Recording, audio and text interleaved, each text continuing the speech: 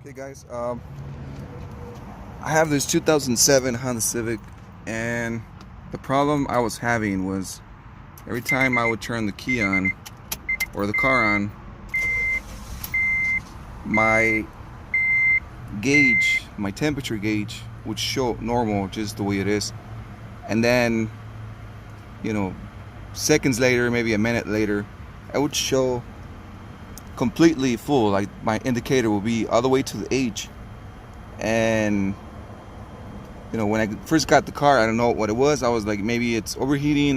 But it was not showing any symptoms. Like my fans wouldn't turn on or anything. When I would turn the AC, they would turn on normal. I was trying to figure out what the problem was, and then if I would drive the car for a little bit, I would notice that it would go back to normal. That the temperature will be back to the way it is right now, or a little warmer because it had been on for a little longer. Like it's going right now, it's showing that it's going up. And suddenly the C would disappear, it would just turn off, the temperature signal would just disappear, the H would disappear, and all I would have would be lit from here to here, like right in the middle. Like it was not making any sense. It was just like the gauge was just malfunctioning. It was not working properly. So I tried to search it, and I couldn't find anything that would had the same problem.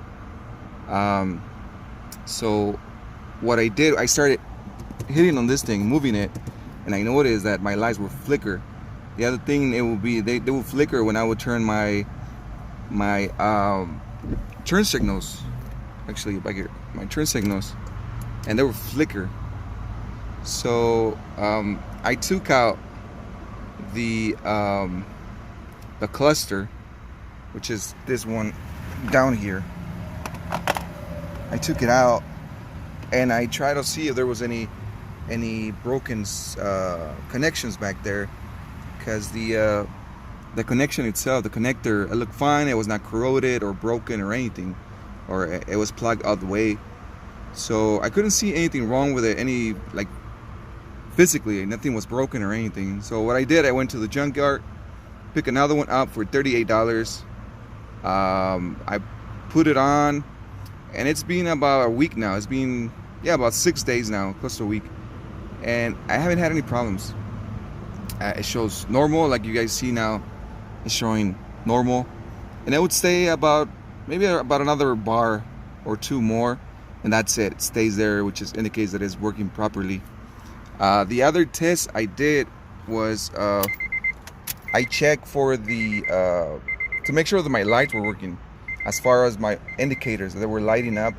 And this one I did research that, and I found it on YouTube on how to do it. And the way you do it is you press this button, which is the reset button. Actually, this one, you leave it pressed, you turn your lights on, you turn your ignition to just the on position. Don't turn the car on, just the on position, and then you turn off your lights, turn them on again, and press this one 3 times within 5 seconds. And I'm gonna show you guys what that would do and how everything's supposed to show. Okay, so I just did it, and you can see that everything's flickering.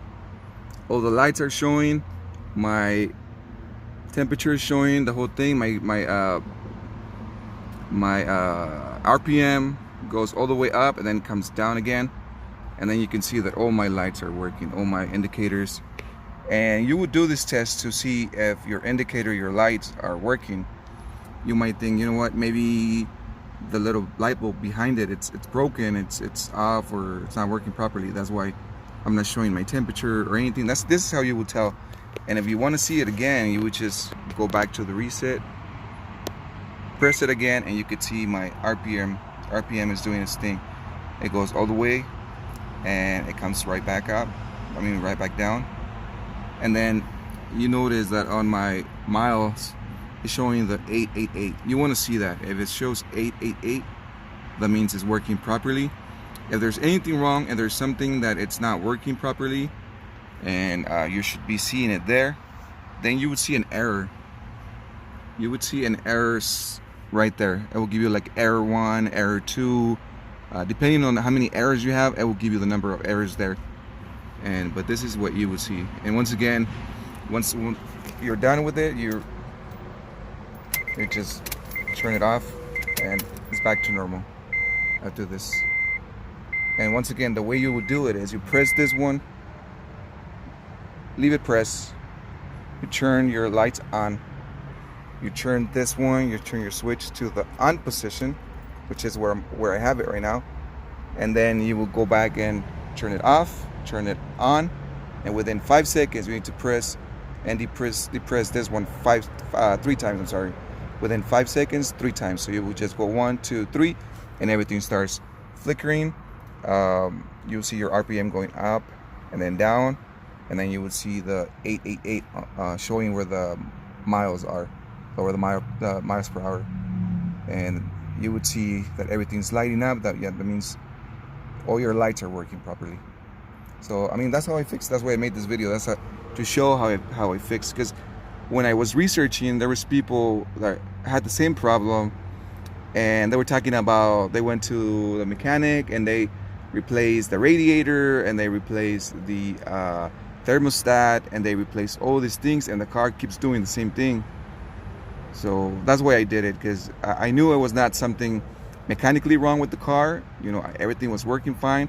It had to be something on this cluster right here, and I couldn't fix it. I was hoping I was just gonna be able to see a broken tap and solder it or something, but I wasn't able to fix it. But hey, for $38, that's not bad. So if you're having the same problem and you don't see anything visibly wrong with the cluster, I would just replace it. I mean, I would go to the junkyard, and you could pay like $9 for a warranty, and if it doesn't work, it does the same thing, take it back. The only thing you lose is your warranty money. So hope you guys like it. Subscribe. You know, I'm gonna have a lot more videos coming up, and hopefully it was helpful to somebody. Okay, thank you.